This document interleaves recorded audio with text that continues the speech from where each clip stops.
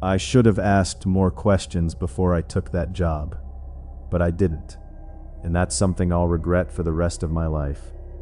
My name is Dale Whitmore. I'm 47 years old. I work as an electrician out of Knoxville, Tennessee. In the fall of 2021, I was going through a really rough time. My divorce had just finalized in August. Work had completely dried up. I was broke, desperate. That's when my buddy Marcus told me about a caretaking job. It was up in the Smoky Mountain foothills, a private cabin on 40 acres. The owner lived in Atlanta and just needed someone to watch the place during the off-season. Check the pipes, watch for damage, run the generator if needed. The pay was $800 a month, cash, plus free housing through November. I said yes immediately. I didn't ask any questions. I should have. The drive up was in mid-October. The leaves were changing. It was beautiful. I had my truck loaded with tools, food, and my dog, Remy. She's a 7-year-old shepherd mix. She'd be with me through the entire divorce. At that point, she was the only stable thing left in my life. I remember thinking this was exactly what I needed. Peace and quiet. Time away from everything. When we pulled up to the cabin, something strange happened. Remy wouldn't get out of the truck. She just sat there, stiff, staring at the tree line. I thought she was just anxious from the drive. Eventually she jumped out and followed me, but she stayed pressed against my leg the entire time. She didn't explore, didn't sniff around like she normally would. Just stayed right next to me, watching the woods. I should have paid more attention to that. The cabin was nice. 2 stories, log construction, wraparound porch, a wood stove in the living room. Bigger than I expected. The owner, Gerald Holt, had left a binder on the kitchen counter. It had generator instructions, emergency contacts, propane delivery schedule, all normal stuff. But at the very back of the binder, there was a handwritten note on yellow legal paper. It said, "Don't leave the porch lights off after dark. All of them, both sides." No explanation, no signature, just that one sentence. I figured it was about bears or something. So I turned the porch lights on that first night and didn't think much of it. The first week was uneventful. I fixed a leak, cleared the gutters, tested the generator, drove into town every few days for supplies. I started to relax, started to feel normal again. Then on the 8th night, I forgot to turn on the porch lights. I didn't realize it until I was already in bed. I thought about getting up, but I was tired. I convinced myself it didn't matter, that it was just about bears, and bears don't really care about porch lights anyway. I went to sleep. At 2 a.m., Rennie woke me up. She was growling, not her normal growl. This was different, deep, continuous, the kind of growl that comes from pure fear. She was standing at the bedroom window. The hair on her back was standing straight up. I got out of bed and looked outside. At first, I didn't see anything, just the clearing and the tree line, but then my eyes adjusted. There was a truck parked at the end of the gravel driveway. Headlights off, engine off, just sitting there in complete darkness. I hadn't heard it pull up, and this was a private road. There was no reason for anyone to be there, especially not at 2 a.m. I watched it for about 20 minutes. It didn't move. Finally, I got up and turned on the porch lights, both sides like the note had said. I looked back out the window. The truck was gone. I hadn't heard an engine start, hadn't heard tires on the gravel. It was just gone, like it had never been there. I checked all the locks and didn't sleep the rest of the night. The next morning I called Gerald Holt. I told him what I'd seen. There was a long pause before he answered. "Did you leave the porch lights off?" he asked. I told him yes, by accident. "Don't do that again," he said. I asked him what that meant, why it mattered, whose truck that might have been. He told me there'd been an issue with a previous caretaker, that the porch lights being on was a signal that someone was home and awake, that it discouraged unwanted curiosity. I asked him what he meant by unwanted curiosity. "Just keep the lights on, Dale. You'll be fine." Then he hung up. I stood there, looking at that yellow note again, reading it over and over. "Don't leave the porch lights off after dark. All of them. Both sides." I should have left that day, but I needed the money, and it was daylight. In the daylight, it's easy to convince yourself that things aren't as bad as they seemed at night. So I stayed. The next 3 nights were quiet. I made sure the porch lights were on before dark every single night. Remy seemed to relax a bit. I started to feel okay again. Then on the 4th night, I was sitting on the front porch around 9 p.m., just having coffee, listening to the sounds of the mountain. That's when I heard it. 3 knocks on the back door, slow, deliberate, evenly spaced. Knock, knock, knock. Not frantic, not urgent, just patient, like someone who had done this before, like someone who expected an answer. The back door faced the woods. There was no road back there, no trail, just 40 acres of forest going straight up the mountain. Remy went completely silent. She didn't bark. She didn't growl. She just froze. I went inside and stood in the hallway, listening. Nothing for a full minute. Then the same 3 knocks, same pace, same rhythm. I grabbed my flashlight and walked to the back door. My hand was on the deadbolt. "Who's there?" I called out, loudly, clearly. No answer. I stood there for several minutes. My hands were cramping around the flashlight. Then I heard footsteps on the back porch, slow, deliberate, moving from left to right across the wooden boards. Then off the porch, then into the leaves. The sound faded up into the woods. I didn't open that door. The next morning, I called Marcus. I told him everything. He got quiet. Then he told me something he hadn't mentioned before.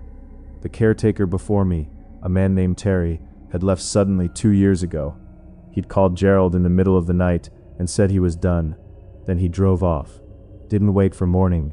Didn't collect the rest of his stuff. Marcus said Terry stopped returning calls after that. I asked Marcus if he knew what Terry had seen up there. He said he didn't know. That afternoon, I packed my truck. I didn't call Gerald Holt, didn't ask for the rest of my money, didn't leave a note. I put Remy in the truck and drove down that mountain in broad daylight. I didn't look back. I think about those 3 knocks every single night. The way they were spaced, patient, comfortable, like whoever was out there had done it before, like they were used to getting an answer. But here's the part I can't stop thinking about. When I walked down the hallway toward the back door that night, I passed the window that looks out onto the back porch. The porch light was on. I know it was. I checked it before dark, like I always did. But when I got to the door, I looked out the window. The back porch light was off. Someone had turned it off from the outside. They'd been close enough to reach the light fixture, close enough to stand on that porch and flip the switch. Then they knocked. I don't think they were trying to get in. I think if they wanted to get in, they would have. I think they just wanted me to know how close they could get. I think they wanted me to know that the lights didn't matter, that no matter what I did, they were already right there.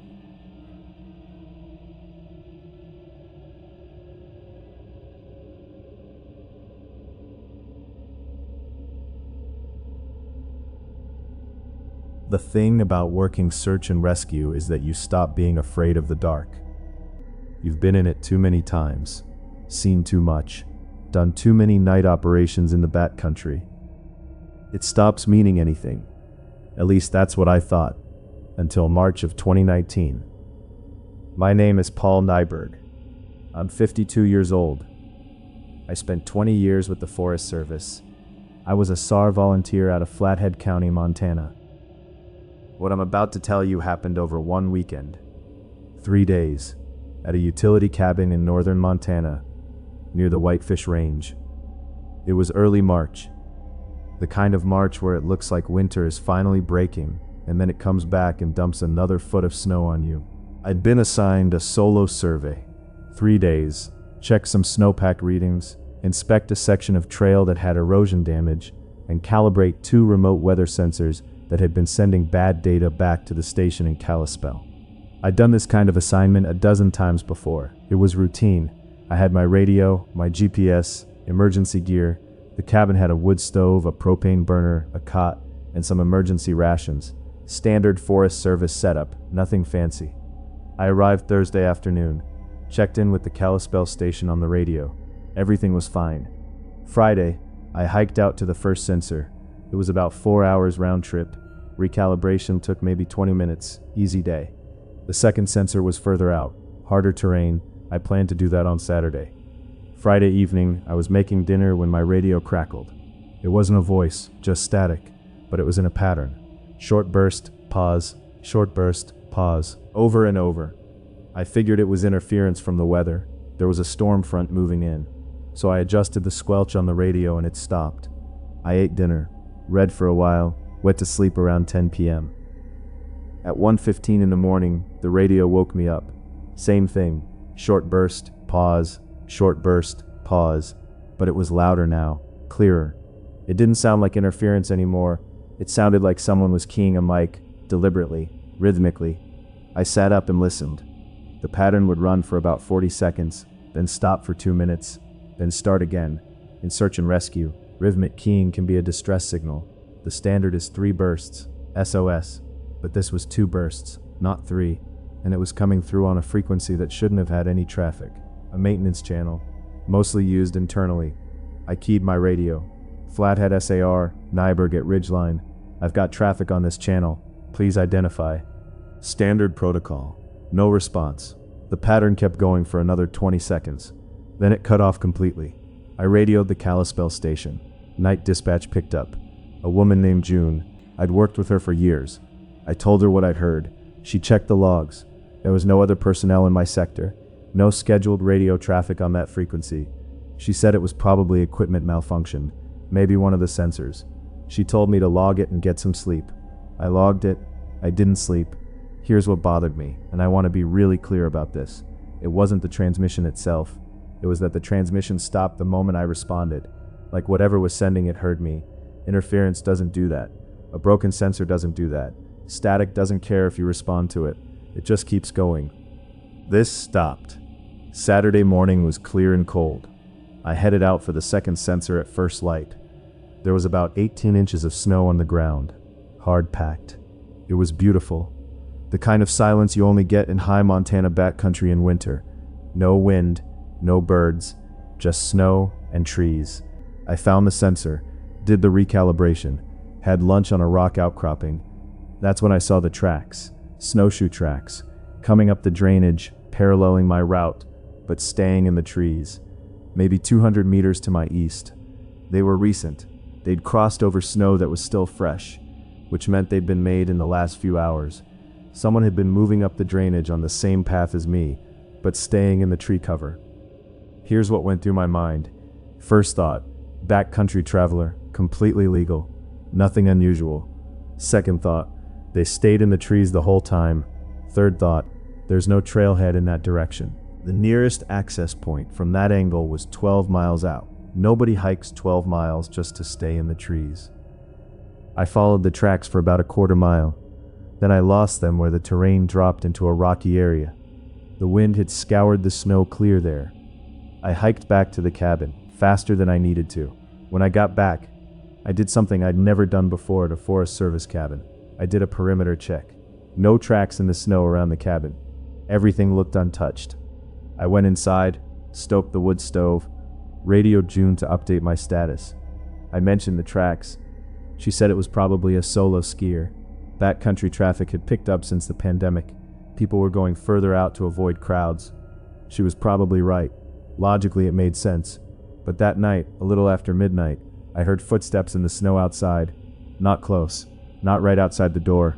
Somewhere in the tree line to the north. Maybe 40 or 50 meters out. The kind of sound that you're not completely sure you're hearing. Right at the edge of perception. I lay on the cot, listening. It could have been snow settling, could have been an animal.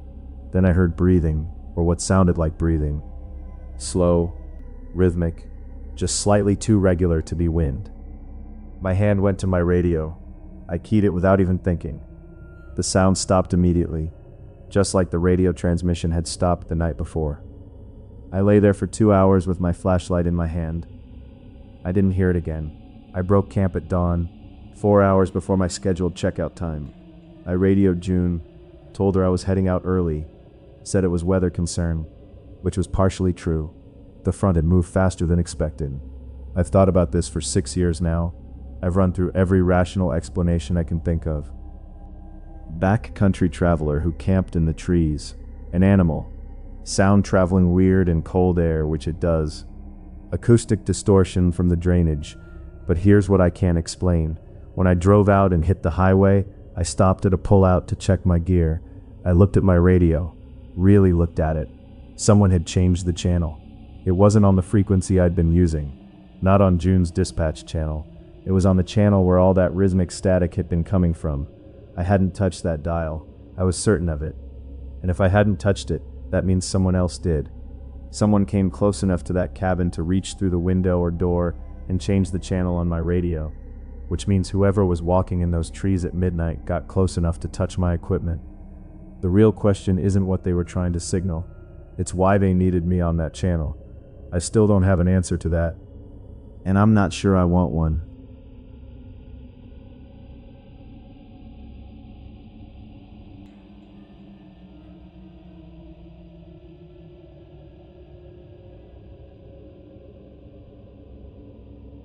Have you ever been somewhere so remote that you realized nobody would hear you if something went wrong?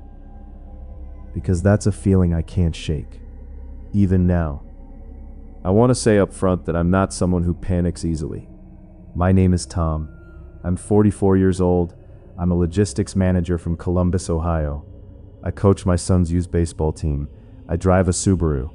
By every measure, I'm a calm and unremarkable person. I'm telling you this because what I'm about to describe didn't come from anxiety. It didn't come from sleep deprivation or an overactive imagination. It came from paying attention. This happened in July of 2022. My wife Rachel and I had rented a lake cabin in the Upper Peninsula of Michigan.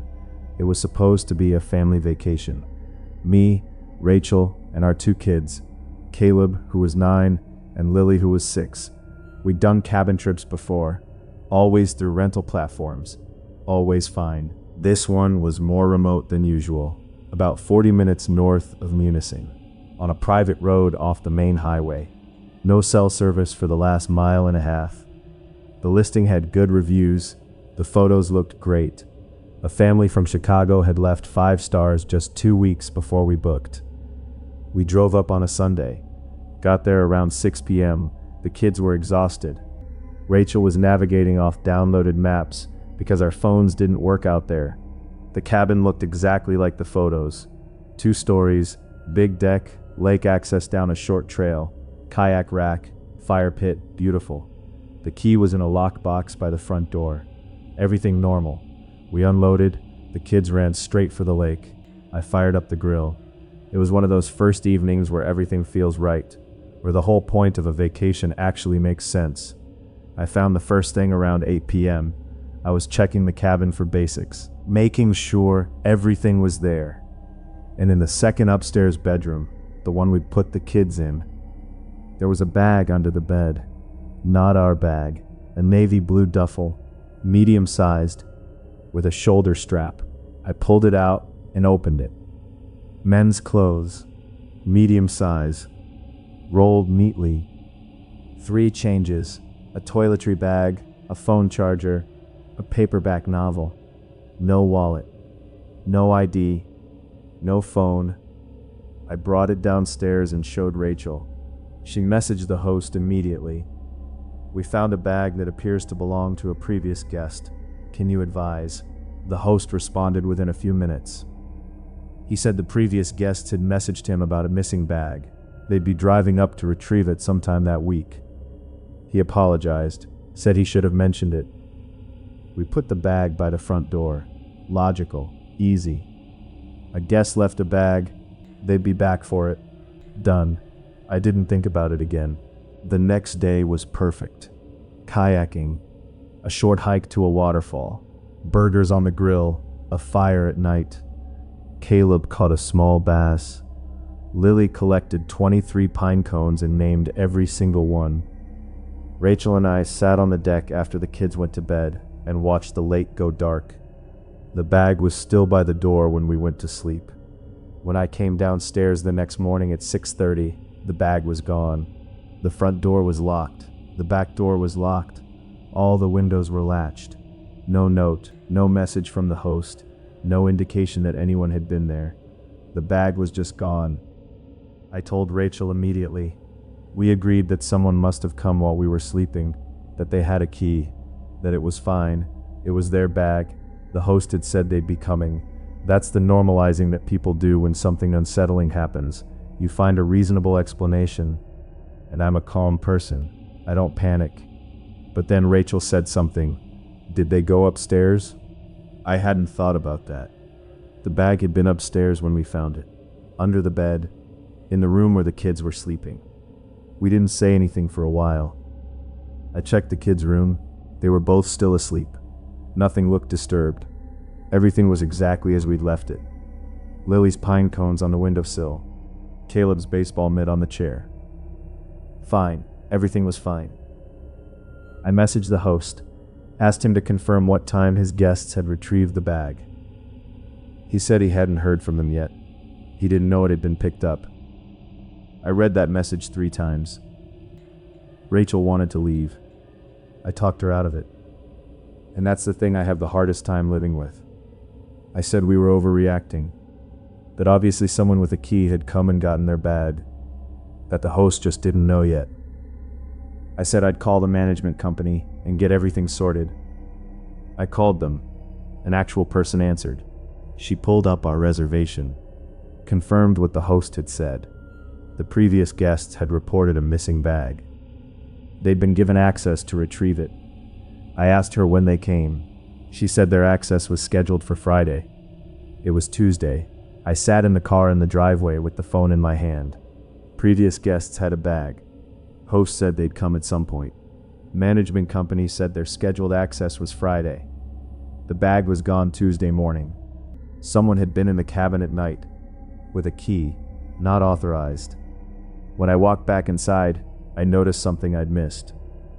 Tire tracks in the gravel driveway. From another vehicle, not ours, probably an SUV based on the tread width. And about 10 feet from where my car was parked, just off the edge of the gravel, there was something in the grass. A child's car seat. The small kind, for a toddler. Just sitting there. Nobody around, no car, no person, no explanation. It hadn't been there the night before. I was certain. I'd walked right past that spot at 11 p.m. to check the fire.